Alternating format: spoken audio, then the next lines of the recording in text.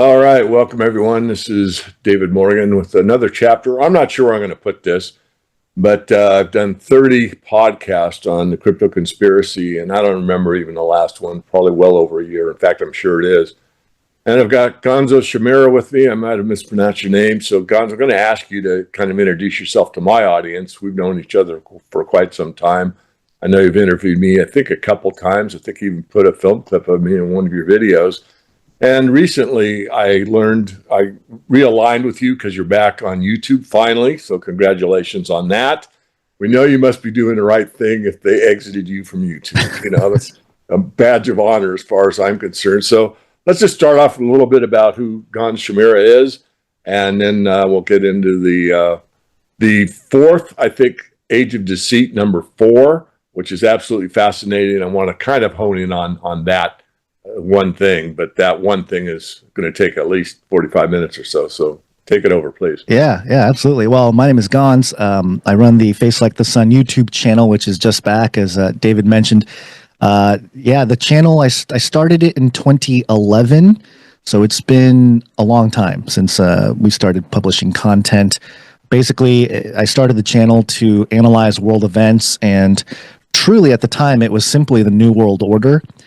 In the context of biblical prophecy. There had been a few biblical theologians, authors, commentators who talked about the New World Order in the context of biblical prophecy, and it wasn't a new concept at that time, but there was a element of technology that I noticed was accelerating very quickly as we all noticed the change in society after the iPhone came out. And I was just looking at the trajectory of technology and seeing where it was all headed. And at the time, the word transhumanism was not known by anybody. I brought up the word transhumanism in church when I was working as a tech at a church, and nobody knew what I was talking about. And now, post-pandemic, everybody's kind of up to speed on the idea, simply being that, through the use of science and technology, humanity is going to try to transcend or evolve beyond where we are now. And there's a lot of interesting political things happening with that now. We just interviewed Zoltan Istvan, who's running for he's a gubernatorial candidate for 2026 for California. And interestingly, you may remember him from the Immortality Bus in 2016. He ran as a transhumanist party, created the transhumanist party in 2016, ran with it, didn't do great. He had his Immortality Bus and he got a little bit of press, but not a lot of votes.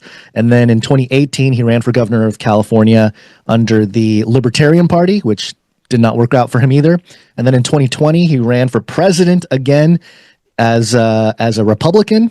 And I think he did okay, but it's still, not enough to make any waves. And now in 2025, moving into 2026, once again, going for the gubernatorial position in California, and he's running as a Democrat. So we talked to him about why he's switching up all these political parties, but he's a transhumanist, and he actually flipped on AI.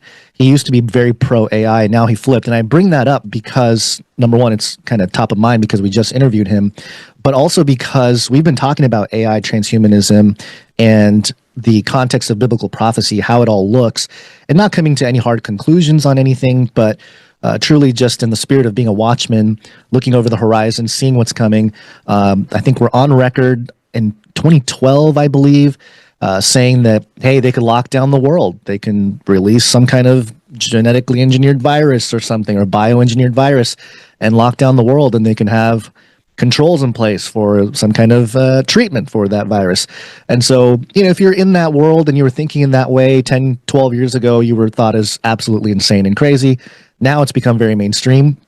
And in 2021, we were covering the pandemic, looking at what the news was publishing and what the scientific papers were saying. That's all we were doing. We were comparing the two and presenting our thoughts and opinions on the matter.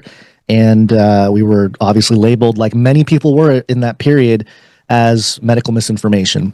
And so my YouTube channel that had at the time about 265,000 subscribers, we were right about 45 million views of the channel lifetime. It got suspended indefinitely. And we tried to appeal a couple times, nothing came of it.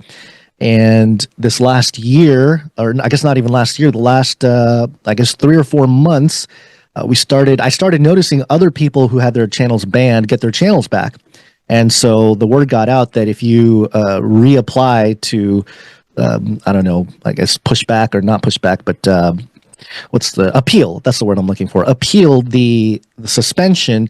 There's a chance you get your channel back. So I just so happened to get my channel back on my birthday in January, which was very interesting timing. But so I've been sitting on it. Just published I'm Back video on the Face Like the Sun channel, but I'd never stopped working. I'm also a co-host for a podcast called Canary Cry Radio and Canary Cry News Talk.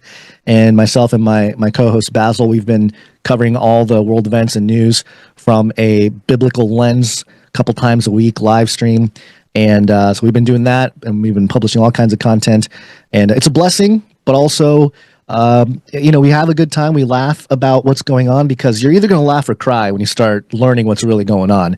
You can make fun of it and sort of cope with a little bit of humor, or you're just going to cry because the level of dystopian, craziness that's happening.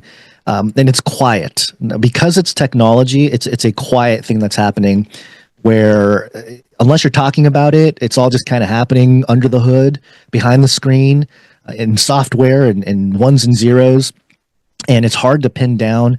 But we're in this era now where so many things are accelerating, and a lot of things that we looked at 10 years ago came to pass, and now I think we're just going to continue to look forward and look at the horizon, see what's coming.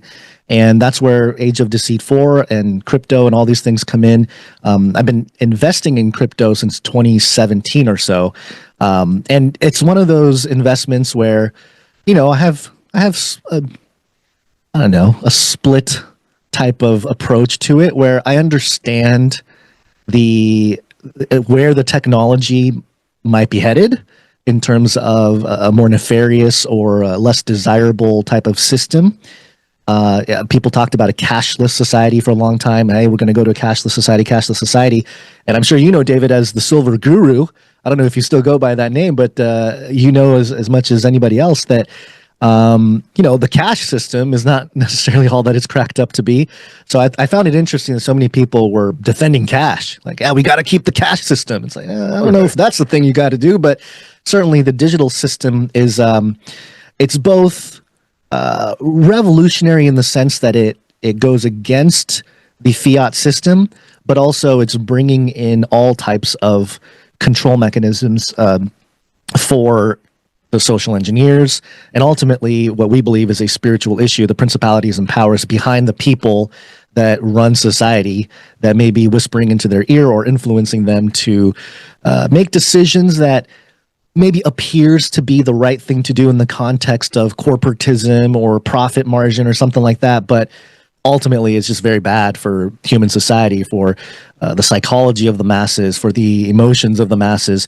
And we've seen this iteration with social media, and now we're just moving into this period where the money is going to be digitized at a level where it was kind of unable to do up until this point.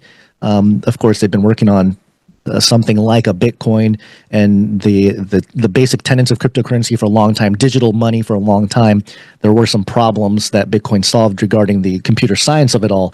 But I'm looking at that, and I'm looking at the trajectory of not just the money element, but also the infrastructure. When you look at quantum computing. Let me drop in there. Yeah, of course. I'll try to steer this a little bit. So the digital identity and prophecy. In your film, you draw parallels between modern digital identification systems and the mark of the beast. Could you discuss how current technological trends might be fulfilling or setting the stage for this prophecy? Sure. Yeah. So in Revelation 13, it's the famous passage about the mark of the beast and the image of the beast.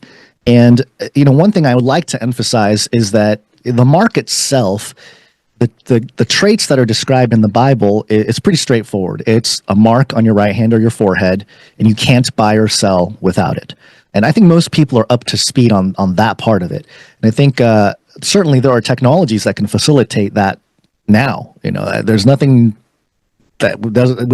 We have the tech. We have people have talked about microchips. People have talked about sort of coded tattoos where you have a little bit of circuitry in the tattoos, and that can facilitate the transactions or whatnot. So the technology already exists. It's existed for a while in a sense. I know I wasn't really looking at the world through the lens of Bible prophecy back in the 70s. Well, I wasn't born in the 70s, but the early 80s, 90s, when I read in the history books, David, that people were freaking out about the barcode on credit cards and things like that. 666 in the middle. Had 666, right? So there's been a progression with the infrastructure, and ultimately, I think we get to a place where the fulfillment of this prophecy in particular is manifested.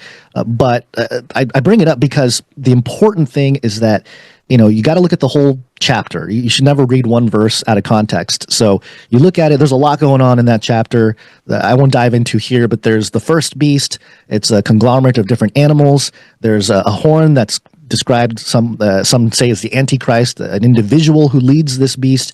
He gets a mortal head wound. The second beast comes out of the earth and does miracles, even heals the first beast and points to the first beast through an image. So maybe a robot, maybe some kind of hologram. People have speculated on what that looks like. And if you don't worship that image, and if you don't take the mark, then you can't buy or sell. And ultimately, you get killed is kind of the sentiment when you read what's going on, because it says the saints get conquered in Revelation 13. Very unpopular view, very unpopular to talk about, to say, hey, at the end times when the mark of the beast rolls out, if you don't take it, you're basically dead, and that world, what does that world look like? And in our age today, we have satellites everywhere, we got surveillance up the wazoo, and it makes sense that a world as such is slowly leading to a place where literally, if you don't have the mark, even if the mark is just a marker, a Sharpie mark on your hand and forehead, you can't buy or sell. Well, how do you know? Why can't I just walk up to David's house, and say, hey, I got a bag of Doritos over here. Would you like it? Oh, sure. Yeah, no problem. Here's a Doritos. Here's, whatever, a couple, an ounce of silver or something. It's a little pricey for a bag of Doritos, but you get my point. I mean, we can just transact. We can buy and sell. What kind of world are we going to live in where that can't happen? And you got to think about it in terms of the surveillance apparatus.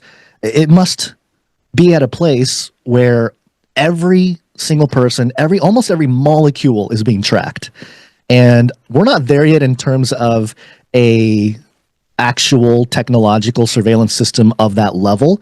But that's when I started to see the parallels with God's omnipotence, his omniscience. He's everywhere. He sees everything. He knows everything. The technology that's being built with the surveillance apparatus, with blockchains, with all this stuff, can facilitate a level of surveillance that can fulfill this prophecy. So in that sense, I started to think, okay, there is the tools already exist, and what kind of world events would need to happen to lead us to that point? Well, we just saw a quote unquote pandemic really change things up, shake things up. And the totalitarian tendencies of our world leaders, our politicians, all come to the forefront. And so it seems like it can happen very easily. It can happen very quickly. And on top of it, beyond just the mark itself and the buying and selling, excuse me, is the aspect of, if you read on to chapter 14 and the rest of the book of Revelation, what happens to the people who take the mark? They get boils, and they basically get destroyed. They are not redeemable. And what does that mean? What do you mean they're not redeemable? Well, there's another element to this, which is the days of Noah, the genetic engineering and everything that's happened. In my view, the Bible explains that the flood of Noah did not happen just because people were being mad or people were being mean and hitting each other with sticks. It was something much more invasive. God had created mankind after his own kind and animals after its own kind, birds, plants, whatever. And we have plenty of extra biblical texts. We have all of ancient mythologies from all different religions talk about a similar event or a similar time period anyway. They talk about the flood as this event that devastated this period. But Plato describing Atlantis is an example where this time period where something they seem to have had more advanced technologies, which suggests they were doing some kind of genetic engineering or something to that nature, mixing animals and mixing people and animals, and ultimately mixing quote unquote angels and people. That was sort of the beginning of it all with Genesis 6 and the sons of God and the Nephilim and that whole narrative. And Jesus in Matthew 24 in the New Testament saying, as it were in the days of Noah, so shall it be the coming of the Son of Man. Well, what was going on in the days of Noah? All kinds of weird genetic stuff. So on top of the mark of the beast seems to be this other layer of something must happen to humanity where they're irredeemable. What does that even? It must be bad. It must be bad to the point where you're giving up your humanity. And let me jump in there. I hate to break your role, but no, go for it. I'm kind of anticipating. So that's where I see the transhumanism role. Yes. How does this movement fit into the narrative of spiritual deception and the counterfeit ledger that you describe in the film? Yeah. So the ledger itself is that. So in the Bible, we have the Book of Life, and if your name is written in the Book of Life, you have eternal life. And if you study the Book of Life in the Bible, it's very interesting. There's passages that say your name could be blotted out, which means it's not immutable, but the only person that can change it is God. And then you look at technologies that are related to blockchains, and you learn about how on blockchains, it's what Bitcoin solved with the double spend issue. And, because with digital systems, anything that was digital up until the creation of Bitcoin, you can just copy paste. You can right click, save images. You can copy paste text. You can copy paste code. You can do all kinds of stuff. And it wasn't going to work for money, obviously, because if you had $100 in your bank account and you can just cut and paste, boom, boom, you got $200, $300, $1,000. That's why a lot of the digital systems were behind centralized banks, websites, things of that nature. Well, Bitcoin comes along and says, hey, we got this new system, the blockchain system, where you have a network of computers all monitoring the ledger. And if anybody wants to add a transaction to the ledger, the entire network has to agree with that transaction that it's a real transaction for it to go through. And that created a level of accountability. It created transparency, and just an ability to track transactions, an accounting system, really, that is immutable in a sense that you can't change it. The Bitcoin blockchain goes back to 2009 when it was first started. Every transaction since 2009 is recorded on this ledger. And, you can see the parallels with the Book of Life. People talk about when they die or have near-death experiences, my life flashed before my eyes. And your brain records a whole bunch of stuff, but we know God has he sees everything, he knows everything. And so there seems to be a type of ledger of life, in a sense, of God's ledger. And that's why I called it the counterfeit ledger of life, because what we're creating with all of these digital systems and blockchains and all that is a counterfeit of the Book of Life, ultimately. And again, it ties into the Book of Revelation. It ties into the mark of the beast, because when you give yourself to the system, you're basically abandoning your humanity. You are giving up your ability to be saved, and it's not a good thing. It doesn't end well for those people. In fact, in Revelation 9, it even has the imagery of the locust coming out of the abyss, and they don't harm the grass or anything like that, but they're allowed to torture people for 5 months. And the people that are being tortured seek death but can't find it. They want to die. Well, what kind of modern technologies do we have today where people want to die and they can't? Maybe it's when your brain is connected to a computer. Right. And you're like, I want to die. I don't like this. Please just end it. Well, no, the AI controls your brain now, or your bodily functions or whatever. So no, you don't get to die. You get to just experience the torment. So, things like that, where the technology and science and all the progress is headed to a place where all of these crazy sounding prophecies don't sound crazy anymore. And it's been a big cultural shift in the last year where a lot of people are recognizing this oncoming boom of technology. I don't know that everyone's really paying attention to it, but the people who are definitely see it. So that's kind of where the ledger, the counterfeit ledger of life idea came from, was looking at blockchains, looking at how a ledger works, how it's immutable, it records transactions. And then ultimately with blockchains, they will probably start putting a lot more stuff on blockchains, your health data, your whatever it is, any kind of social interactions, any kind of online interactions will probably be on a blockchain for convenience sake, but also because the traditional internet is probably going to die in a sense. It's already kind of dying. It's being overflooded with bots and all kinds of stuff. And so with the common phrase that we're hearing now is that instead of being online, everything's going to be on chain moving forward. And then, of course, you got the chains in the Bible, the chains in the abyss, and things like that. There's a lot of interesting parallels that I explore in the documentary. But that's kind of a quick overview of the counterfeit ledger of life idea. I don't want to jump down into the minutia too much, but going back to the Dorito for Silvers thing. Yeah. Well, what you said was very profound. I mean, it's like the overseers by, let's say, the negative side. I try to stay generic here. Eschatology is such a huge subject, and there's so much division among people, unfortunately. Hopefully this will be taken by open-minded. I'm not trying to convince anyone of anything, but this is your area of expertise, and this film is something I think everybody should watch regardless of their position. So the only way, so you have the Doritos and I've got the silver. We haven't taken any Sharpie pen, right? Right. But what happens? My doorbell ringer sees this and reports to the AI, and a voice comes out of my ringer saying, "You can't do that. You can't do that. You're not on board." I mean, a drone comes and takes you out. There it is. You're done. Yeah. I mean, it's as simple as that. I think, again, not saying that that's how it's going to play out, but certainly the technologies exist to, move us towards such a dystopian future, which is not fun, but it kind of is what it is. And that's what I thought. I just wanted you to verify it. I mean, that's how I see it. It doesn't, two heads are better than one.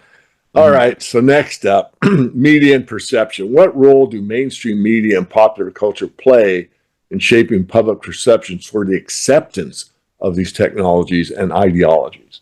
Yeah, that's a big one, because we live in an era of what's being labeled fifth generation warfare, which means it's just a war of narratives. It's truly, Alex Jones with his title Info War, that part of it is correct, that we are in an information war where it's more and more becoming apparent that the spiritual war that we are all in, regardless of what you believe, it doesn't even matter if you're not. Even the truth is the truth. Sorry, but I get real hard about this.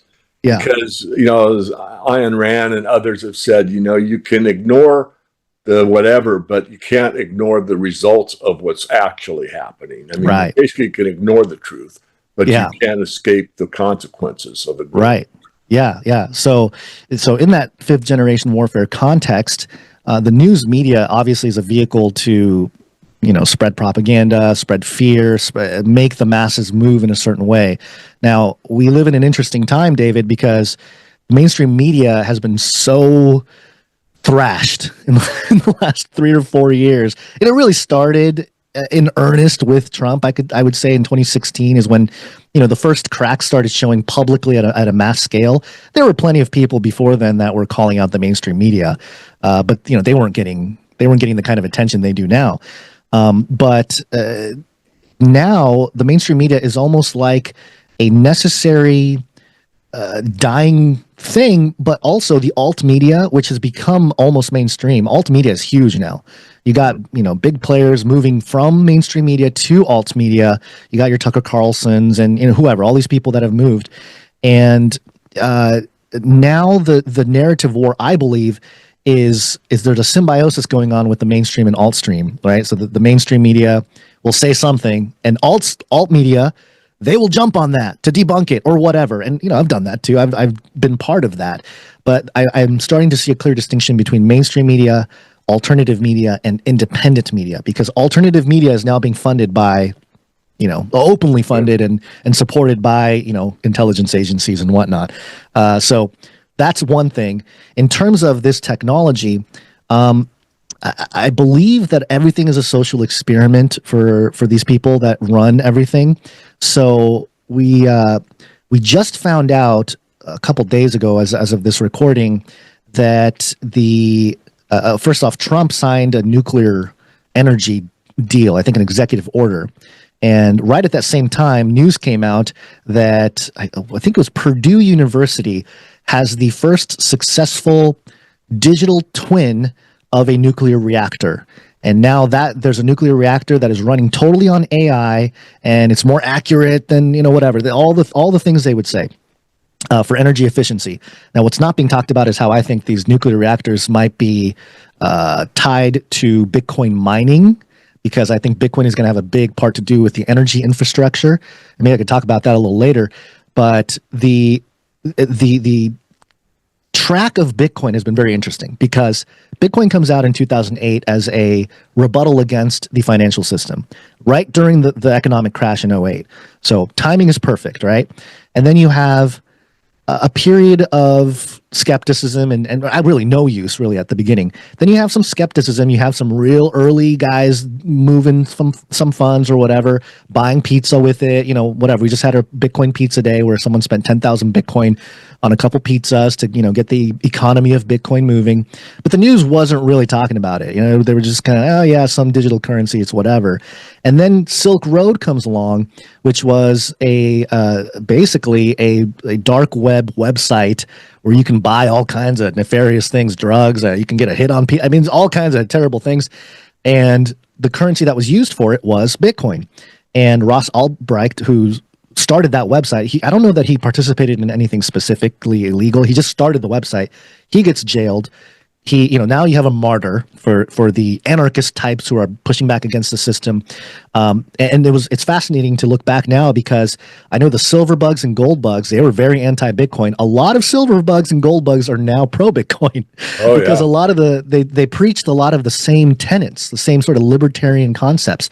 But the mainstream just hated Bitcoin, very skeptical. Wall Street hated Bitcoin, obviously, because the technology itself is a threat to the legacy system. So the mainstream media throughout the 2010s, anti-Bitcoin the whole way.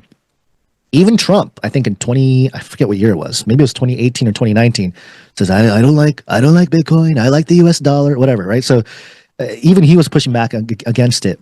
Then COVID happens, and now we're halfway through the 20s, and we are living out the mass adoption of Bitcoin as the presentation of a actual digital asset as a real thing, that it's being acknowledged by world governments, institutions, Wall Street, all these people. And how did that happen? Well, it's the mainstream media flipped a little bit. Actually, they kind of helped the skepticism along when it was appropriate. But now that it's become so popular, obviously we're over $100,000 per Bitcoin now. So the dollars are flowing in, and I think it's going to continue to flow in for a little bit of time here, at least for the next 6 months or so, if we're looking at the M2 money supply and things like that. Now that BlackRock came in a couple years ago and created an ETF, and they started doing these, they started to build some infrastructure around Bitcoin. Now it's being accepted, but it's interesting because you got BlackRock, who controls a lot of the media. They said that we're not buying any Bitcoin, we're not looking at crypto. Just a couple years ago, or a few years ago. And then they did what changed? All of a sudden, Larry Fink is out there saying Bitcoin's the greatest. He started talking all the talking points that the hardcore Bitcoin guys had said for 10 years. He starts saying on MSNBC and all these big news outlets. What happened? And then we've seen the price appreciation because of that. So yeah, the mainstream media's role in facilitating this technology is massive. And when it comes to things like the vaccine, the shots, obviously the mainstream media is funded by big pharma. There's a symbiotic relationship there, and some of that I think will change with our current president, and hopefully with RFK Jr. doing some things. I think some of that infrastructure will change, and maybe we'll get some more transparency. But we are entering this era of decentralization of our tools, our technological tools. And it's kind of a wild, wild west situation, because No longer do we have centralized entities holding our hand. And a lot of people are used to that. A lot of people want that. A lot of people would rather have their Wall Street, whatever, accountant do all their stuff or whatever. There's a certain level of personal responsibility that is attached to, for example, holding your own gold and silver, right? I mean, there's a level of personal responsibility, and something similar with Bitcoin and crypto. And I think it's a similar thing will happen with science as well, where you will be responsible for your own health in a way that, yeah, you can leverage the system and the different things that are progressing, but insurance, all these things are very, I don't know, they're outdated and it's exposed at this point. Most of the people realize that it's kind of a scam, that a lot of the health industry is not in it to make you better, of the underlying issues. They're there to treat your symptoms, but they're not there to help you necessarily. So a lot of things, this is generalizations, obviously. But to your question, yeah, I think mainstream media obviously has a major role to play in all of this, and they will continue to do so, as well as keep an eye on alt media. Just beware, because I know it's so easy to be, hey, anti-mainstream, and I'm all about this alt media guy, whoever it is, whether it's Tucker Carlson or Alex Jones or somebody less popular. And even yourself or myself, I think everybody should be thinking critically, thinking for themselves and analyzing what's being put out there and do their own research. But I am afraid that even that will become a little bit of a legacy situation with AI. You can do a lot of things with AI. A lot of turning off parts of the brain can happen with AI. So it's all these technologies coming together. I don't know which road to go down. There's so many that you open up, but I want to go down the Bitcoin path a little bit because off air before we started recording, I talked about my crypto conspiracy series, 30 podcasts, lots of different points of view, but basically that there's good and bad in all, or at least that's my belief. And looking at the negative side of Bitcoin, which I did pretty much throughout that whole series. One thing is that, the amount of energy, now you get the Michael Saylors, I'll push back on that. But, when you're using, the same amount of power as the country of Argentina, that's fairly significant. The other part was pointed out to me by another independent researcher, and it's this gal in Texas, and she's got a channel on YouTube that she's really not putting anything up on for probably a year, but it's called Proof of Waste. And it's some Texas coalition kind of pushing back. Well, what's happened is a lot of these centers are mining Bitcoin, but they put these things up in Texas because of low power costs, but they put them right across from rural neighborhoods. And I'm in a rural neighborhood. I mean, these houses are spaced out pretty far apart from each other. So they put one of these things in. Well, the noise level is like a jet takeoff. Right. You got this noise factor 24/7. You can't move away from it. I mean, you have to move to get away from it. And in some instances, it's caused hearing loss. And purportedly, even maybe an epileptic seizure or two for people that are surrounded. So it immediately drops the value of the homes in the area. It's noise pollution. And the other part that no one really looks at, my friend did from a financial aspect, is the miners. It takes almost for a marathon or riot, if you do all in sustaining costs and then you add in taxes and what depreciation is and really do the right ISC, and they don't do it for Bitcoin and they don't do it for gold and silver mines. So you're going to have to bear with me. But if you really do the truth, you're looking at somewhere close to that $100,000 mark. Yeah. So, if I'm a gold miner and gold is selling at 3,000, but it costs me 3,000 to mine it, I'm not in business very long. Yeah. And what the proof of that is look at the share price of Riot and Marathon. How come they're going down, down, down in the burning ring of fire when the Bitcoin price is making new highs? That doesn't make any sense at all.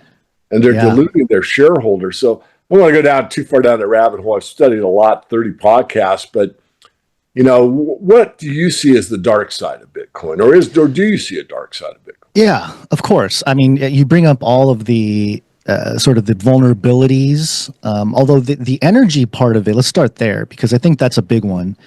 The energy aspect of it, are you familiar with Jason P. Lowry? He's heard the name. MIT graduate. He's Space Force. He wrote a book called Soft War, and his basic argument is that the energy consumption of Bitcoin is actually a feature, not a problem. And here's why. It's a feature because militarily speaking, the cyber domain is a real domain that is being recognized now. You got air, water, you got land. Well, cyber is a domain that is looked at now, and to secure cyberspace, it's very difficult to do right now. You got to leverage a lot of different things, and there's nothing concrete. Well, and the Jason P. Lowry argues that the current model of digitization has created this ratio of the people behind the software having way too much power over the people in front of it, using that technology.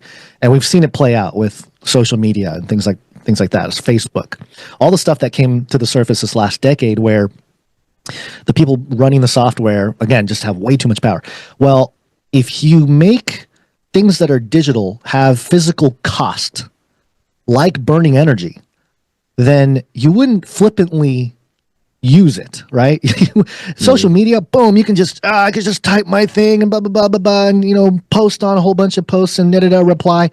Well, if there was a cost for every post, you'd think a little bit more about what you're posting, right? So that's the idea behind it. Is from that argument. The counter argument to the energy is that, hey, this actually secures cyberspace because there is a physical cost. There is power projection, is what he calls it. Literal physical force being used to secure this cyber network that hasn't existed before. Now that brings me to the energy infrastructure.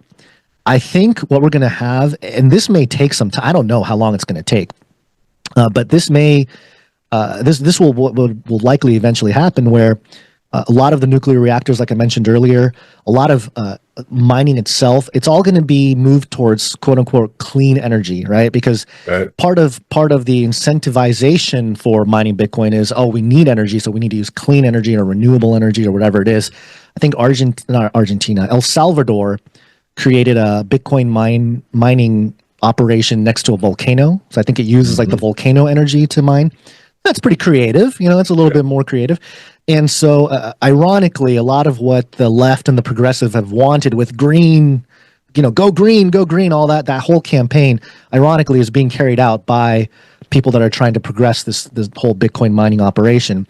The other part of it that people are not, people complain about the energy consumption of Bitcoin. AI energy consumption is on the rise. I know. And it's about to take over. And so unless they're able to really make energy consumption and use efficient and distribution efficient, this is going to be a problem with the old system. We're not going to be able to, move forward with AI and all this technology. The infrastructure is too slow now. So that's where I think we'll start seeing a more once all these nuclear reactors, these energy sites start creating their digital twins or a digital layer, we're going to start seeing more quote unquote efficiency. And it might be more efficient. Maybe the waste is being captured, stored, distributed in different ways that is better than what we have done. I know in California, I don't know how much money we spent on some kind of solar panel field or something, some huge amount of land, and spent billions of dollars on these mirrors that capture solar energy to try to go green or whatever. And half the year or whatever, it's not even working because it's too hot, so it doesn't even work.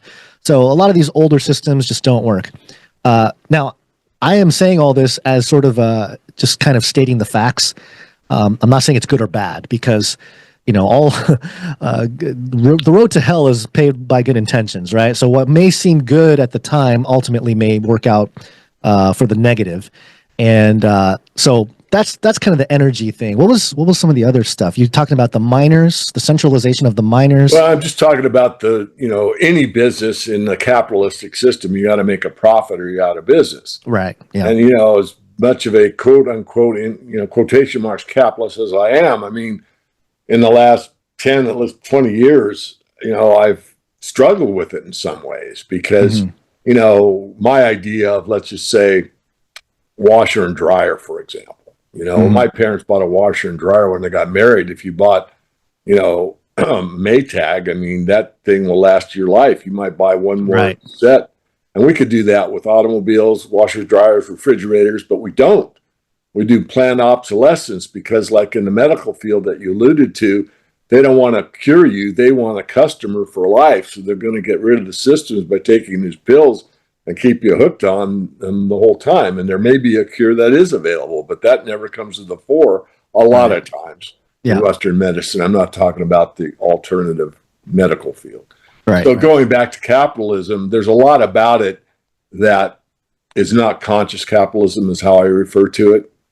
And so I just think about why we are in this situation. If profit is the goal over humanity, we're in deep doo-doo. And I think we are in deep doo-doo because most of these legal fictions, these corporations are doing their mandate, profit over all else rather than humans over all else. Mm-hmm. So I'm on that path. You asked me to come back and give you my thoughts, and I want you to feed off them. But it's like we need such a shakeup that we need to get what I call our values back. And I'm not talking about the value of an automobile or the value of a house, the value of us, the value of a human being, the value of honesty, the value of integrity. So you've got that kind of in the Age of Deceit 4, given that you explored some of these things, what steps can individuals take to cultivate spiritual discernment and prepare themselves for the challenges ahead? Yeah. I think it all comes down to faith, faith in God ultimately, that ultimately this is all under his sovereign guidance, that, all the evils in the world, it's still being allowed. God is allowing it to happen. And it's hard to wrap your head around, especially because you see all the injustice and you see terrible things. And, some people even use that as an argument against the existence of God, which is kind of interesting. Like, okay, well, you don't believe God exists, but you believe evil exists. How do you believe evil exists without God? But I think, a couple things. One is human relationships, communities. As things get more digital, real life personal relationships will become very important for our health, just our mental health. It already is, obviously. We've seen the effects of social media the last decade. But this will become more cherished and more sacred. I think people will start to recognize the sacredness of relationships, physical, in-person type of things. So, cultivate that within, if it's just within your family or within your community or within your neighborhood, whatever it may be, whether it's a local church or a local whatever get together, those things are going to matter more and more as the digital wave continues to progress. And then secondly, I would say that it's a lot of it is you got to be led by the Holy Spirit. To be quite frank, I don't know how much of your audience is a believer or a follower of Christ, but it's something that I think can help us guide. It's we call it the helper, Holy Spirit. It should help us make decisions when it comes to certain things, like for example, Bitcoin. For me, just as personal experience. I was very against it. I was like, man, this thing, it's the mark of the beast. That was my first reaction.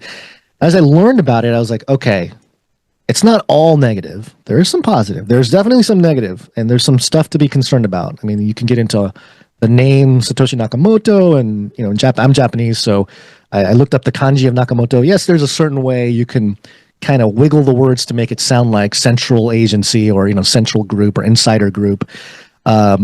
Naka means inside. So people can run with that. And so we don't know the who created it, all this kind of stuff, the mystery surrounding it.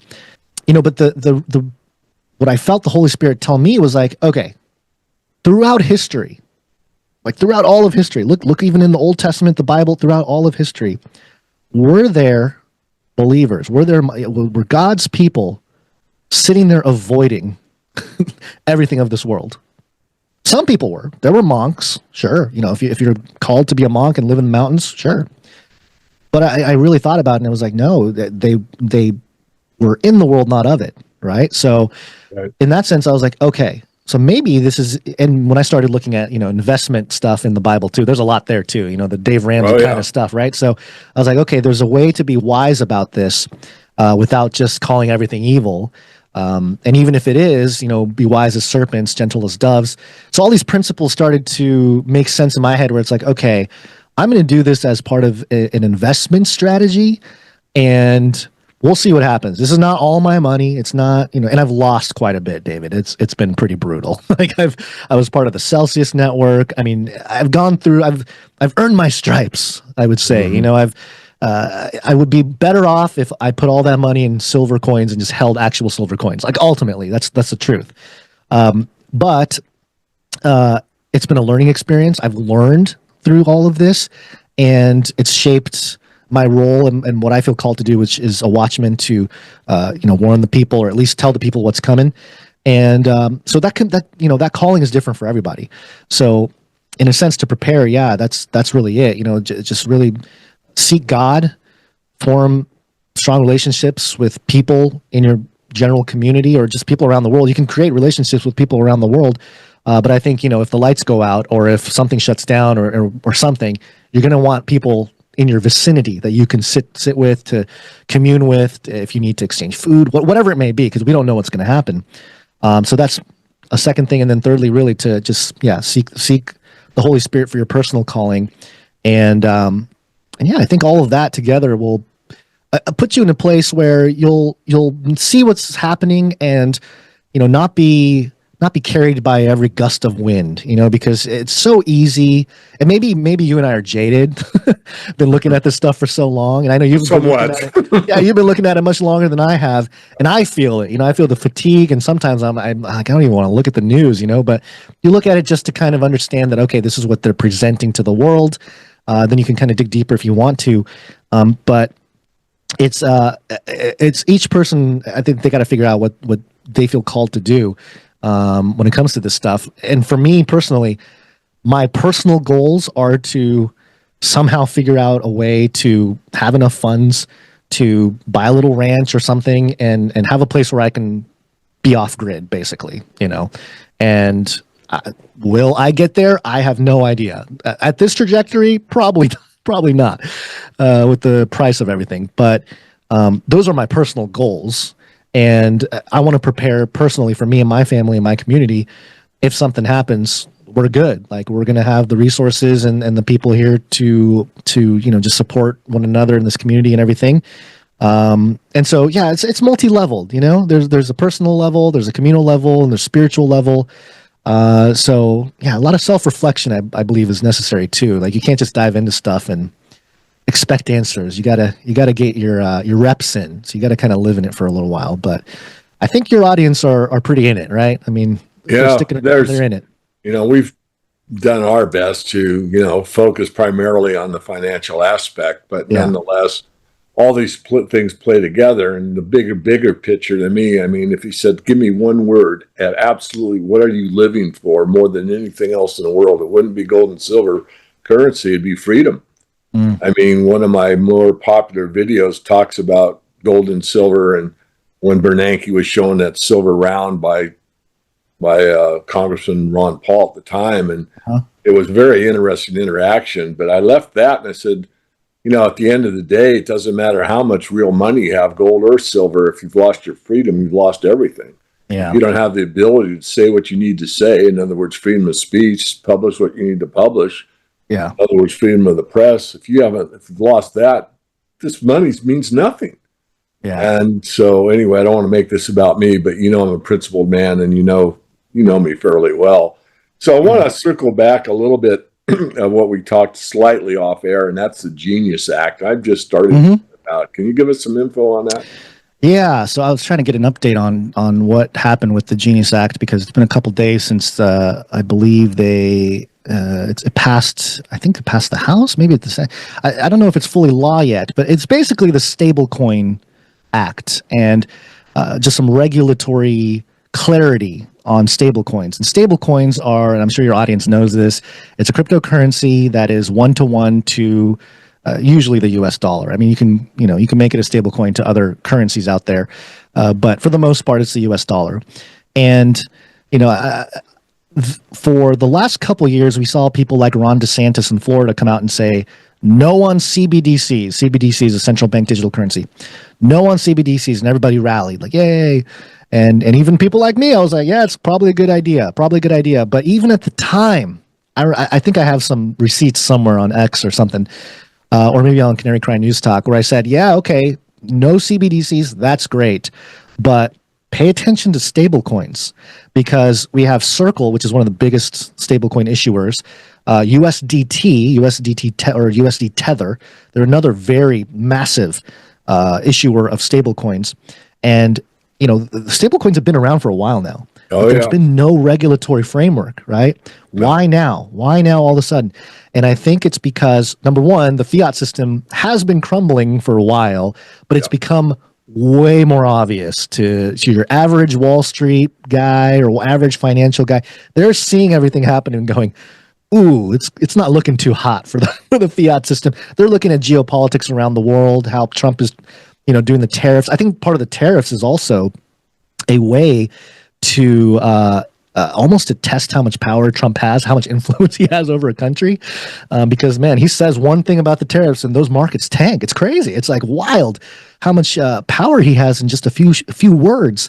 And for the US dollar to survive this technological shift happening with the infrastructure of money, with blockchain, Bitcoin, whatever, they're going to need to upgrade the dollar. And right now, the US dollar, it is digital, but it's still behind, again, centralized entities. Well, USDT, USDC, what they will allow to do is basically give the US dollar a facelift so that they can operate in the new digital economy. Now, there's two sides to this. One, as a crypto holder, this is fantastic. I mean, they're going to pump my bags. All these dollars are going to flow in to my assets or whatever.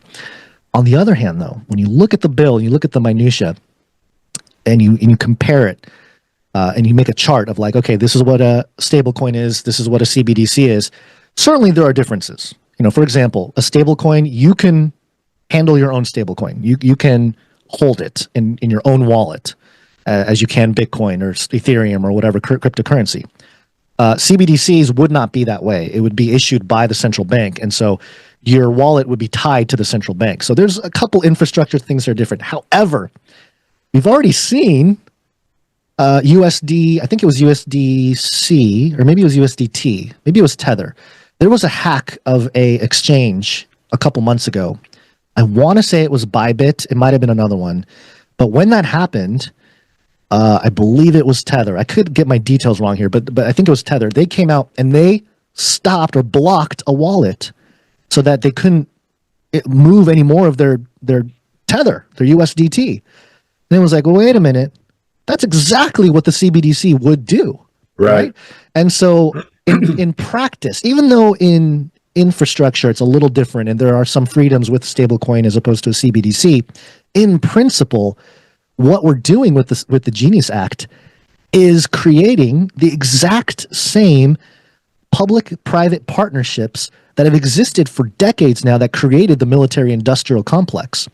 I had a list here that I was putting together that outlines the historical a list of historical partnerships between government and private corporations over the years. Of course, we had 1940s and 50s. We had the Cold War arms race for nuclear weapons. That's a big one, obviously. And General Electric, Westinghouse, Boeing, they partnered. There was a public-private partnership with the Department of Defense and the Atomic Energy Commission.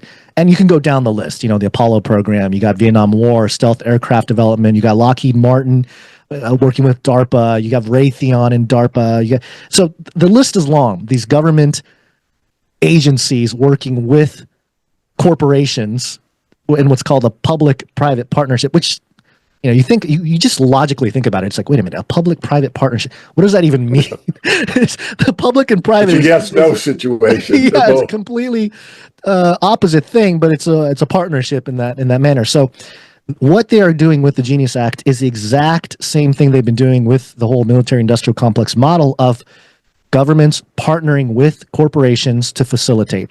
And that's what's happening now. And I think Circle is actually trying to either sell the company. I think there are some offers for, I think it was like a $20 billion offer for the company.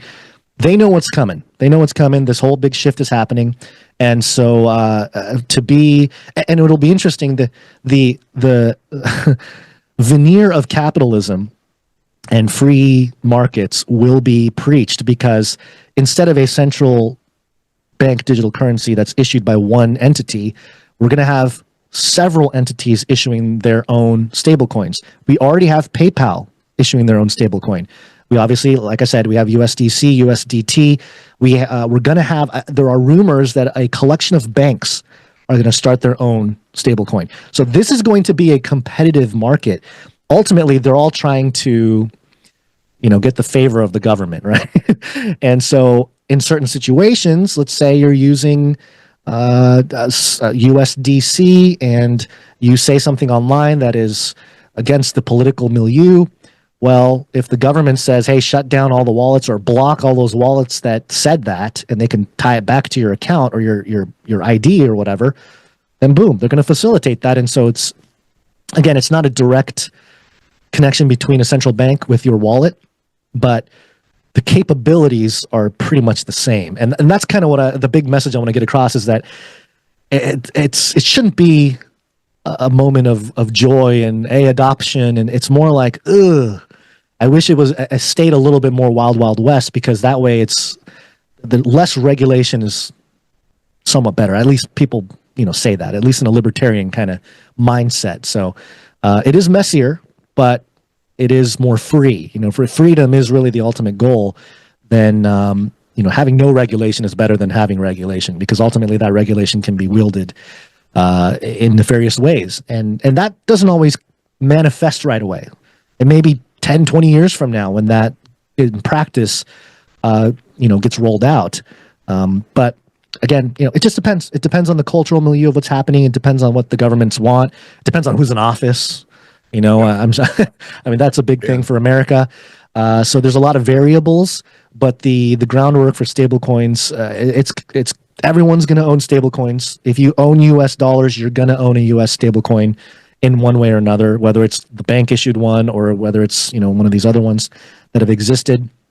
And so it's coming. It's coming for sure. And so I have, again, mixed feelings. On one hand, I'm like, yeah, pump my bags. Let's go. It's time. But on the other hand, it's like, ooh, oh man, I don't know if I need the U.S. government knowing every single, U.S. digital dollar that I'm spending or moving or whatever. And where do you think that might go? I mean, I've done several podcasts on this part of our discussion, and I look at it as the Chinese being the model, and it's the most well-known, most perverse out there. I mean, it's ubiquitous among the cities. I mean, these people don't carry cash; everything's off their phone. But there's also behind the scenes a social credit score. So, I think it'll bleed over into our culture as well, that,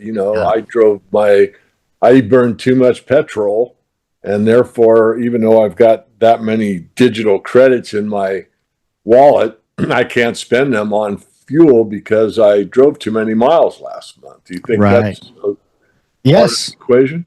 Yes, absolutely. And I think it's actually in the West, I think it'll first off come from corporations mostly. I think the corporate structures are going to be the ones to facilitate a lot of that. I don't think it's necessarily going to be the government, in the West. But secondly, the marketing for this is going to be gaming, the gamification of everything, of life.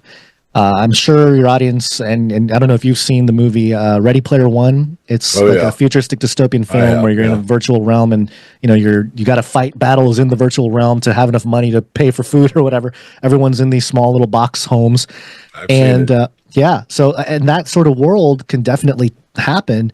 But before we get there, I think it'll be gamified. Much, you think about it, even our here in the West, we have our credit score, right? And this it's kind of gamified. It's like, okay, how are you doing on your payments? And so it's not all that different. It's just, who's running it and what are the incentives. Those are the things that you kind of have to look at to see if what the intentions are behind something like that. But you know, if Pokemon Go showed us anything, do you know what Pokemon Go is? I don't. It's an application that you get on your phone. It's a game. It's a game worldwide. And what you do is, game is about 10 years old now. I don't know if people are still really playing it, but I get the impression that they are. Basically, it's augmented reality. So you get your phone, you look through the camera that's on the app, and you hunt for Pokemon all over, wherever your neighborhood is or whatever. And once you get to a spot and you catch that Pokemon, you catch them. And, you know, that's kind of the game with Pokemon, is you catch as many Pokemon as you can. Well, Niantic, which is the company that created this game, at the time, I think it was 2016 or 17 when I made the video about it, and I heard somebody on TikTok the other day screaming about it. It was like, all right, good. So the people are learning about this now. Niantic basically admitted that when there's a spot in the world where we don't have a lot of footage, like we don't have a lot of aerial footage or, you know, on the ground footage, they will put a Pokemon there. And now you have a bunch of people just, we got to find that Pokemon. Go to this. And now you have all this data for that location. So again, it's gamified, right? And so that sort of thing, I mean, you're talking a true dystopia if instead of Pokemon, it's, you know, enough money for the next meal. You know, imagine the craziness of the people if that's the situation. And that's kind of the danger, I think. And I think China, you know, even China, there are, it's kind of interesting. It's obviously not, it's a very invasive system. I'm not saying that it's good at all because it's very invasive. I mean, they're monitoring brain waves of like train operators and stuff. It's out of control. The silver, if there is a silver lining, it's that, you know, they are under they're under government control, obviously, but those government leaders, like a Xi Jinping, he wants China to succeed, right? He wants China to be a world power. So he's not necessarily gonna turn on his citizens in a completely dystopic way, because then he's out of resources. You know, his people are his resources. So, you know, you can kind of see where it's like, all right, maybe there is a little nugget of decency in that compared to a corporation coming out in the West incentivizing you to go find some digital widget somewhere so you can get another meal or get a discount on something, whatever it may be. It seems like in the West it's going to be better or more fair or more ethical, but I don't know that that's going to be the case. We're going to be fed. It's the whole idea of the Brave New World 1984. They seem like opposite ends, right? 1984, right. Controlled by fear. Brave New World, controlled by pleasure. It's two sides of the same coin. Sure it is. And so while China may appear to be more of a 1984 system, in America, we love our distractions. We love our whatever, you know, yep. our hobbies and whatnot. So it'll be very easy to control the West with incentives. And that gamification, I think, is going to be a lot more alarming because we have the data. We've seen it. It works with social media. We live in an attention economy. Everyone's seeking attention, so they have to do more and more things that are extreme to get that attention as the rest of society becomes desensitized. And, you know, sure, the government's not controlling those behaviors per se. They may come in and do so during election season. You know, that's a good way to get people to get around and move and do things and act or vote a certain way. But other than that, there seems to be more of an open free market, but I would argue, is it really better for corporations to have control of that? It's kind of like, well, you want corporations doing that or you want the government doing that? And either way, it's kind of like, not a great outlook. So, yeah. Very good. Well, I've got one more question, and that is future installments. So first of all, I'm going to encourage everyone that watches this video to watch Age of Deceit 4. Mm-hmm. And then I'm sure I'll have Gonz back. I'm thinking maybe doing a Q&A format. Regardless, are there any plans for future installments in the Age of Deceit series? Yeah, I mean, right now, here's the thing with the Age of Deceit films. I've done 4 of them. And if you look at the history, 2011 was the first one. The New World Order, Fallen Angels in the New World Order. And that was really looking at the alien topic, the UFO topic, New Age, all these different issues. And transhumanism was there too. It just wasn't the main focus. Age of Deceit 2 was 2014. Alchemy and the Rise of the Beast Image. And that one I did look at transhumanism and the technology aspect of it a little bit more. And then 2018 was part 3, Remnants of the Cyber Hive Earth. And again, exploring more of the alchemical side and sort of the technological infrastructure. And then it took until 2024. So there was a 6-year gap. I mean, COVID kind of got in there too. But there was about 6 years between 2018 and, well, there was 6 years between 2018 and 2024 when I released part 4. And so while I do have plans and ideas about what I want to make number 5 about, it's not something that just happens. It's something that I have to be led, and I have to get to that point where if I don't get it off my chest, I'm going to explode. You know, that's kind of my thing. It's that creative energy. I need that level of research built up to where making the film becomes almost like a necessary therapy to like get it off my chest and to put it into a piece of content that I can just put out there, and then I can have my peace with it, and at least I've put it out there, and I can kind of move on to another thing. So while I do have plans for it, I don't know what it's going to be about.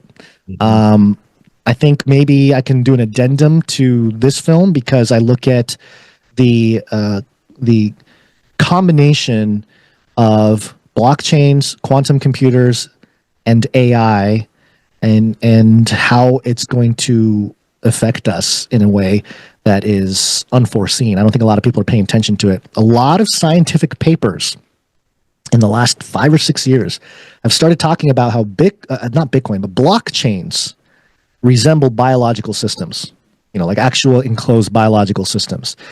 And then you start talking about AI and robotics and the embodiment of AI. Well, what's going to contain that knowledge? What's going to contain all that? Well, it might be blockchain to help facilitate that type of thing. So it's the idea of blockchains becoming a main aspect of synthetic biology, of synthetic biological systems, even an entity, a creature even. These are issues that we're not ready to discuss, especially politically. We're just not there. I mean, politically, we're still. I think COVID actually accelerated a lot of the conversations about transhumanism and bodily autonomy, and those are the issues that came up with the post-pandemic world, and more people are aware of transhumanism. But I think once we start talking about AI and robotic autonomy. Are they a species? Are they truly more intelligent, or are they just are they just glorified calculators? You know, all these ethical and philosophical questions need to be addressed, and it'll be interesting to see. And until that stuff starts playing out, I don't know if I'm going to have another, shift in topic, so to speak, for another Age of Deceit. But I'm always keeping my eyes out, and I'm always, I'm scouring all certain keywords every single day, news articles, published papers, all that stuff. The research continues. So until the Lord brings me home, or until He calls me to do something else, I'm just going to keep going at it. So that's kind of the plan right now. Well, speaking about continuing on, thank you for all you've done and continue to do. How do people find you? Is X the best place? And talk about Canary Cry Radio as well. Yeah. So if you're on X, if you go to @FaceLikeTheSun, that's SUN, based on Matthew 17:2 and a passage from Revelation. You'll find me there. I'm posting all the time. I am a pixelated dog picture, by the way. I don't know if you noticed that, David, but I'm a pixelated dog. That's part of my investment strategy into inscriptions, not NFTs, inscriptions. I don't know if you know the difference. You know the difference between inscriptions and NFTs? I know what NFTs are. I do not know the difference. Okay. Well, maybe your audience knows or doesn't know, but just for education's sake. NFTs, people know about NFTs, pictures of monkeys, pictures of lions, whatever, these cartoon images. Well, during the last boom with the NFT cycle, we saw these pictures of monkeys sell for $500,000, $1 million. It was crazy, right? It was absolutely out of control. But the real under the hood technology, what people were buying was not the actual picture. They were buying the smart contract that points to that picture. Now, that picture actually lived on Amazon servers. Right. Okay, so if Amazon servers go down, or if somebody wants to change that picture, boom, it's changed. Inscriptions are a little different. Inscriptions are putting that image and directly putting it on the blockchain. So it costs a little bit more. It's a little bit more. I don't know. It's clunky. It's not really. It's almost like graffiti on the blockchain. Like some Bitcoin purists don't like inscriptions on Bitcoin. It's like, you're slowing down the network. You're doing, but you're inscribing data, whether it's pictures or words or whatever it may be, onto the blockchain itself, onto Bitcoin itself. And so that once that image is there on the blockchain, you can't change it. It's there. So it's like going to a rock and carving in David that loves Jane. Right, right. Until the rock goes to eternity, it's going to be there. Right. So yeah, the idea of inscription being different from yes. So yeah, those are the slight differences. The picture of the dog you'll see of me is if you go there, I am a part of this community called Doginal Dogs, and they're inscriptions of pictures of little pixelated dogs on the Dogecoin blockchain. So, just a little hedge investment. I mean, it was an interesting play with Elon and naming the Department of Government Efficiency Doge and all that. And I know, keep an eye on X too, because X is trying to be the everything app out here in the West. Right. So, and there, again, pros and cons, there's a level of, hey, this is great, free speech. And you saw Elon pick up the free speech banner and really push that this last year. But he's still the guy who wants to put a microchip in your brain and, have robots drive your car and do your dishes and do laundry and all that, and control the internet with satellites and make underground cities with his boring. I mean, he's everything. I mean, if there was an operative puppet guy, I mean, that's Elon's the guy. I mean, he's going to space, everything. I don't even know how he does it. So yes, X at Face Like the Sun. You can also go to canarycry.party. I know it's a weird URL, but if you just type in canarycry.party, it'll take you to a link tree. All the links are there for everything we do, from my channel to my X to Rumble or YouTube. All of it's there. How you can support us, all that stuff. So canarycry.support is the hub there. I think we're on we just finished episode 844 on Canary Cry News Talk. And it's funny because News Talk started in 2016. Canary Cry Radio started in 2012, but we only have 186 episodes for Canary Cry Radio. It's more of an interview style podcast, or solo episodes. We try to bring information and also entertain. It's like infotainment kind of thing. Our most recent episode on that, we did a kind of a fun skit-like thing with the Stargate project, where there's some CIA released documents called Stargate, thousands of documents, and there's a lot of weird stuff in there, a lot of strange remote viewing accounts and things of that nature. And in fact, one of the ones we re-dramatized, we read the transcript of some of these sessions, and we kind of just played the whole thing. And the remote viewing session had the remote viewer see or travel to, and whatever, out of the body, whatever the proper terminology is there, to a facility that sounds a lot like what they're building with this digital twin nuclear reactor site. So, maybe they had visions of it from decades ago, and they're just following orders from who knows who.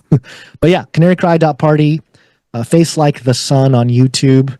I'll be publishing a lot more there starting this week, actually. So yeah, look for me in all those areas. Very good. Well, it's been a real pleasure. I'm going to have you back.